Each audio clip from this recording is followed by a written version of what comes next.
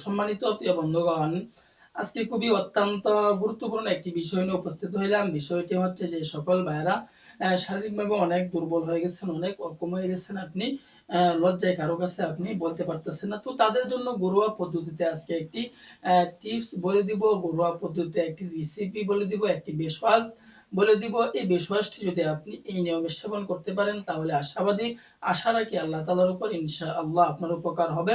এবং অন্য ভাইদেরকে আপনি এই বেশওয়াজটি সেবন করার জন্য আপনি ইনভাইট করবেন, তাদেরকেও এটি সেবন করার জন্য আপনি উৎসাহিত করবেন। খুবই অত্যন্ত গুরুত্বপূর্ণ, শুরু থেকে শেষ পর্যন্ত আজকে ভিডিওটি দেখতে থাকুন। আশাবাদী জীবনে অন্য কিছু আপনি অযথা সময় নষ্ট না করে ভালো কিছু দেখেন। ফেসবুক, টিকটক, এই ইউটিউবে শুধু স্ক্রল না করে ভালো কিছু দেখেন, জীবন পরিবর্তন হয়ে যাবে। সময় নষ্ট না করে সময়ের মূল্যায়ন করেন, সময়ের দাম দেন। সময়ের মূল্যের দাম যদি দিতে পারেন তাহলেই দেখবেন নিজের উন্নত হবে, পরিবারের উন্নত হবে। অযথা সময় নষ্ট না করে আমরা ভালো কিছু দেখি এবং ভালো কিছু অন্য ভাইদেরকে আমরা ইনভাইট করি দেখার জন্য। তো সম্মানিত প্রিয় বন্ধুগণ, আল্লাহ তাআলা যেহেতু আমাদেরকে জীবন দিচ্ছেন, হায়াত দিচ্ছেন, আল্লাহ তাআলার হুকুম অনুযায়ী সবকিছু হবে। আমার আপনার হুকুম অনুযায়ী কোনো কিছুই হবে না। তবে আমাদের কাজ হচ্ছে চেষ্টা করা, পরিশ্রম করা, কষ্ট করা, আল্লাহ তাআলার ইবাদত বন্দেগী করা, দান সদকা করা। এবং আমাদের যে সমস্যা হয়ে যায় দুনিয়াতে থাকা অবস্থায় কারো সমস্যা হয়ে যায়, তো সমাধান মাত্র একমাত্র আল্লাহ তাআলা দিবেন। তবে এই সমাধানটা কারো মাধ্যম হতে পারে, কারো ওসিলা ছাড়া আল্লাহ পাক রব্বুল আলামিন দিবেন না। তো ওই জন্য হইতে পারে আমার মাধ্যম অথবা অন্য কারো মাধ্যম এই আপনার সমস্যা দূর করার জন্য। এই জন্য দেখেন, যে কোনো দুনিয়াতে যা কিছু আপনার সমস্যা হয়ে যায়, তো সমাধান তো আল্লাহ পাকই দেন, তবে কারো মাধ্যম লাগে, কারো ওসিলা লাগে। তো যে সকল ভাইরা এই সমস্যায় ভুগতেছেন বহুদিন যাবত, হইতে পারে আজকের বেশওয়াজটি আপনার জীবন পরিবর্তন হয়ে যাইতে পারে। তো দেরি না করে আজকে থেকে এই বেশওয়াজটি আপনারা সেবন করা শুরু করবেন এবং অন্য ভাইদেরকেও ইনভাইট করা শুরু করবেন খাওয়ার জন্য, সেবন করার জন্য।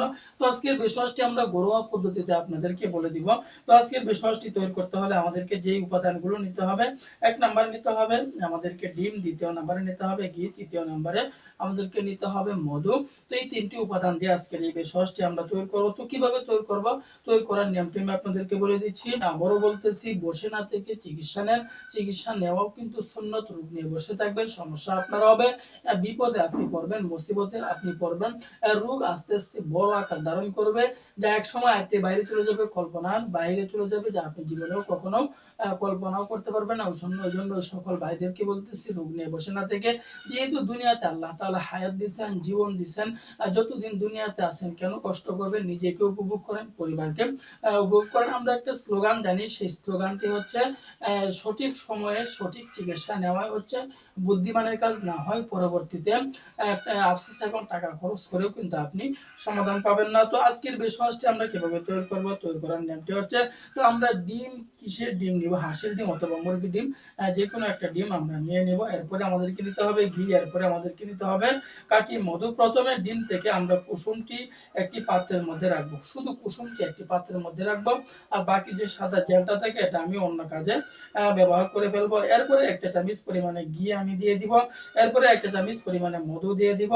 এরপরে এটা আমরা ভালো করে মিশিয়ে নিব, ভালো করে আমরা মিক্স করে নিব, ভালো করে মিশিয়ে নেওয়ার পরে, তো এই জায়গায় আমাদেরকে লক্ষ্য রাখতে হবে খাঁটি মধু আমাদেরকে সংগ্রহ করতে হবে। ভেজাল মধু হইতে আমাদেরকে সতর্ক থাকতে হবে। খাঁটি বাজারে অনেক ভেজাল মধু সয়লাব হয়ে গেছে।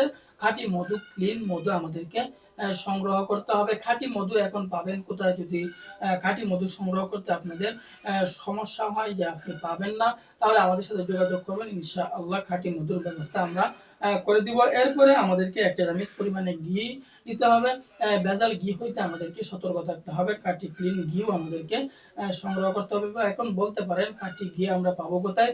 খাঁটি ঘি যদি আপনি না পান তাহলে আমাদের সাথে যোগাযোগ করবেন, ব্যবস্থা করে দেবো ইনশাআল্লাহ। যখন 1 চা চামচ পরিমাণে খাঁটি মধু, খাঁটি ঘি আমরা দিয়ে দিব, ভালো করে মিশিয়ে নিব। মিক্স করার পরে এটা আমাদের তৈরি হয়ে গেল। এখন আমরা কোন নিয়মে সেবন করব, সেবন করার নিয়মটি আমি বলে দিচ্ছি। তো সেবন করার নিয়মটি হচ্ছে, আমরা প্রিয়জনের কাছে যাওয়ার 1 থেকে 1.5 ঘন্টা আগে অথবা 2 ঘন্টা আগে এই মিশ্রণটি আমরা সেবন করে ফেলব।